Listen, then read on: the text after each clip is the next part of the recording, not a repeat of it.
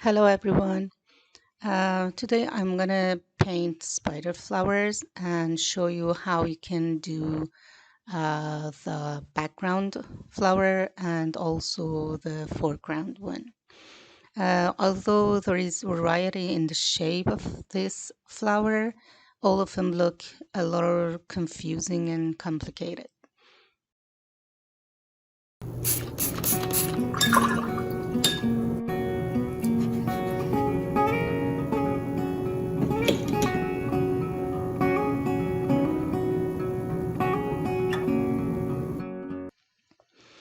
Okay, I didn't sketch, so I just wet the paper and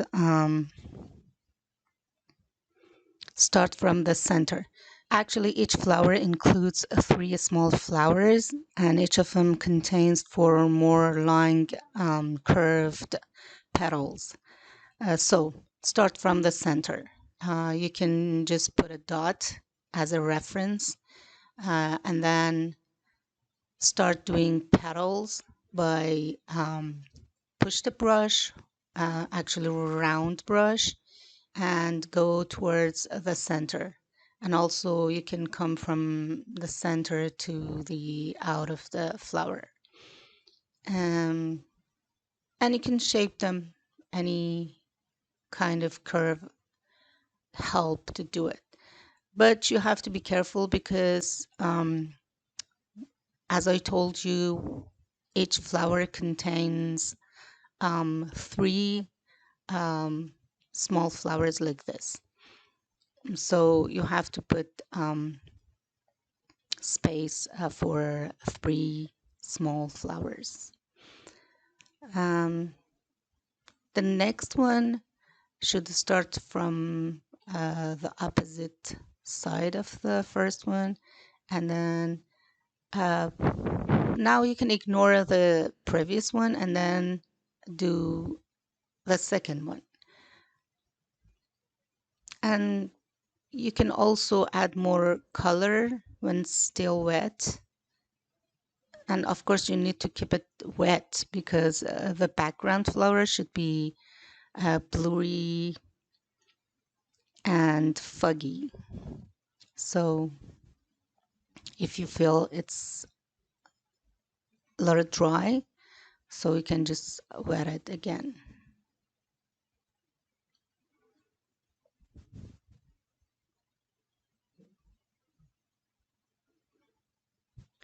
And then it has each of them has six or more long stamen with a um, oval shape tip.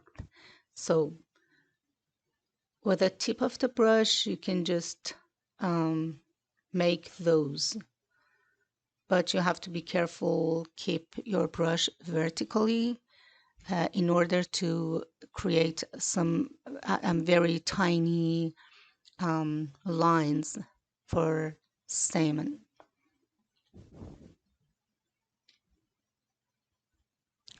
Now you have sepals, which is a novel shape of green, um, let's say, part of the flower, and each of them has one of the sepals, and but they connected to each other and then goes into one single stem.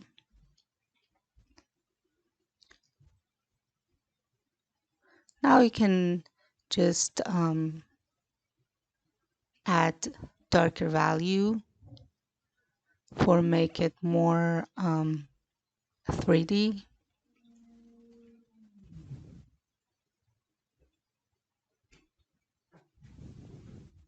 With alizarin crimson, I'm trying to create shadows and a depth to each of them.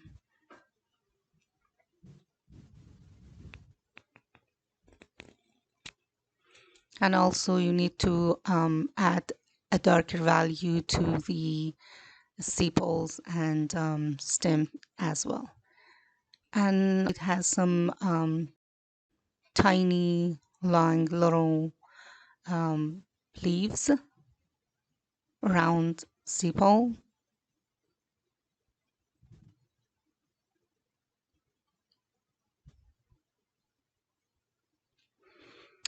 The next one, which is the foreground flower, should be darker. So I use, still the paper is wet, but I use the more pigment, less water, to have this foreground flower a little stronger.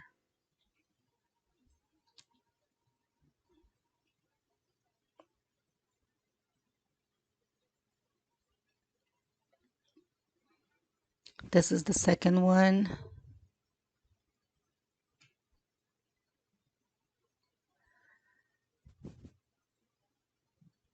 You know, not all of the petals should be in perfect shape.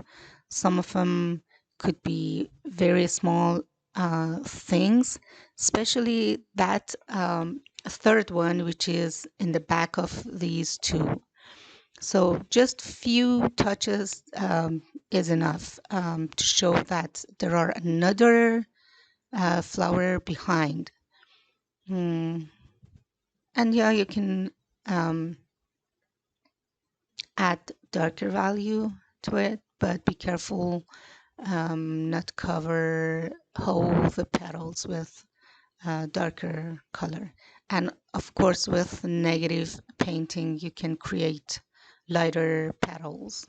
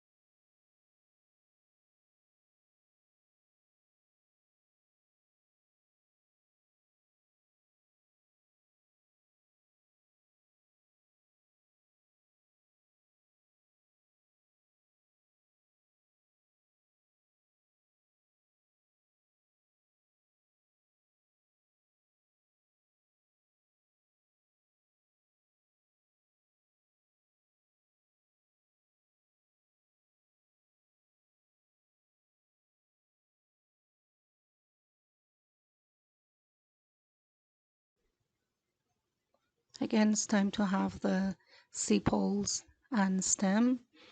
And the color that I'm using here is olive green.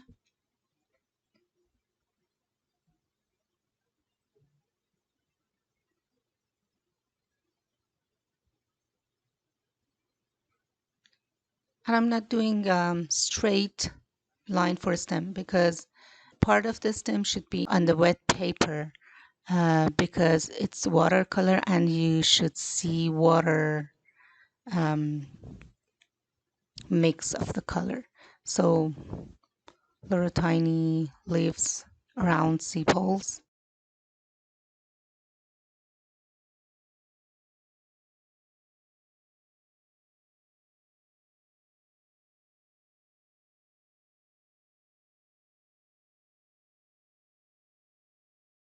Of course, you can make it darker and darker. Now I'm mixing alizarin crimson with burnt umber to make a dark value. So um, I added to some part of the flower.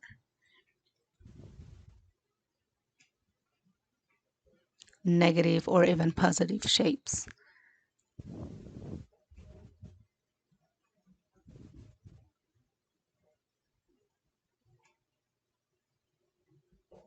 Now, because the paper is kind of dry, so each stroke that you mm, put on the paper, you need to fade it out with clean water.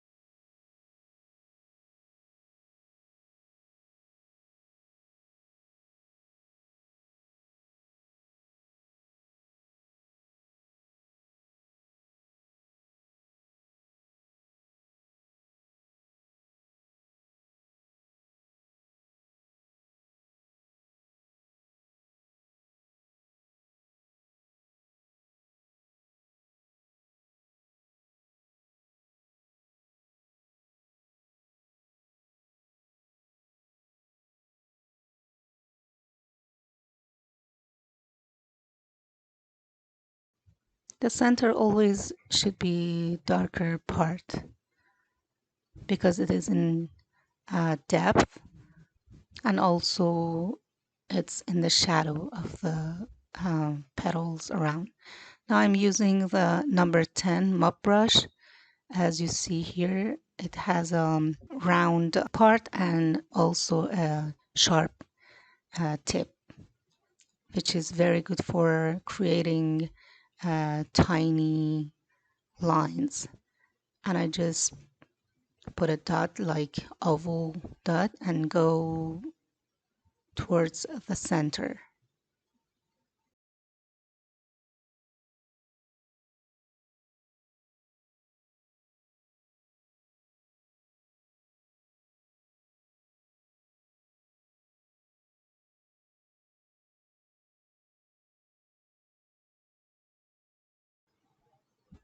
Each of the flower has um, 6 or maybe more long stamen.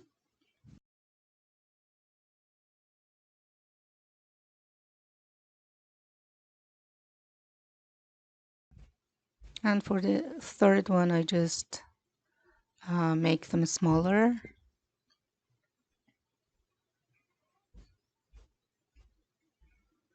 And as you see, there is no background here. Um,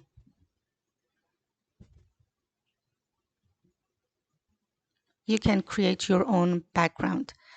Uh, so you can watch the videos, I guess 3 videos about background. You can find them in the channel and pick one of them. Or you can be creative and create your own background.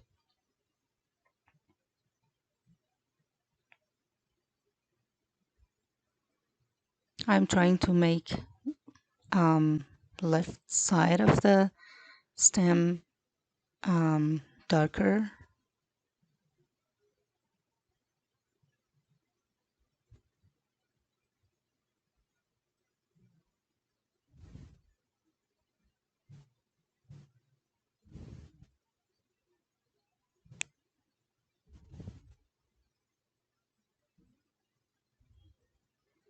And you can finish it with some spattering for a little movement in your painting.